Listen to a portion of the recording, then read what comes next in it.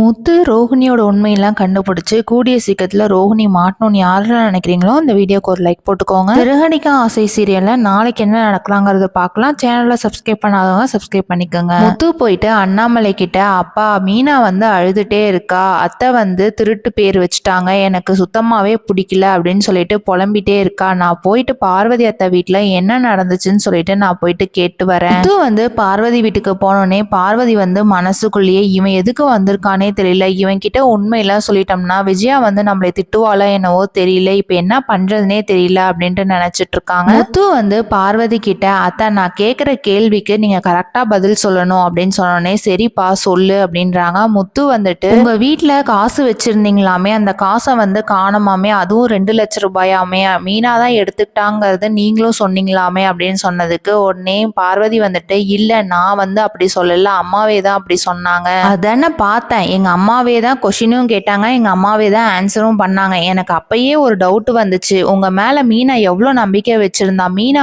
இப்ப புலம்பிட்டு இருக்கா, அழுதுட்டு இருக்கா அப்படின்னு சொன்னோடனே பார்வதி உண்மையெல்லாம் சொல்றாங்க. மீனாவோட தம்பிக்கு கேஸ் நடந்துச்சுல்ல, அப்ப நீங்க வக்கீல் கிட்ட கூட 5 லட்ச ரூபா காசு கொடுத்தீங்கல்ல, அந்த வக்கீல் 2 லட்ச ரூபா அம்மாட்ட கொடுத்து கேஸை வாபஸ் வாங்குங்கன்னு சொல்லி கொடுத்தாங்க, அந்த பணத்தை எங்க வீட்டுல வச்சிருந்தாங்க, அதை தான் இப்ப காணோம், அதனால அவ வீட்டுல என்ன சொல்றதுன்னு தெரியாம அது என்னோட பணங்கிறதுனால பொய் சொல்லிட்டா அப்படின்னு சொன்னே முத்துக்கு பயங்கர ஷாக் ஆயிடுது. முத்து யார் இந்த பணத்தை எடுத்தாங்கிறது கூடிய சீக்கிரத்துல கண்டுபிடிக்கிறாங்களா என்னங்கிறத வெயிட் பண்ணி பார்க்கலாம். தேங்க்ஸ் ஃபார் வாட்சிங்.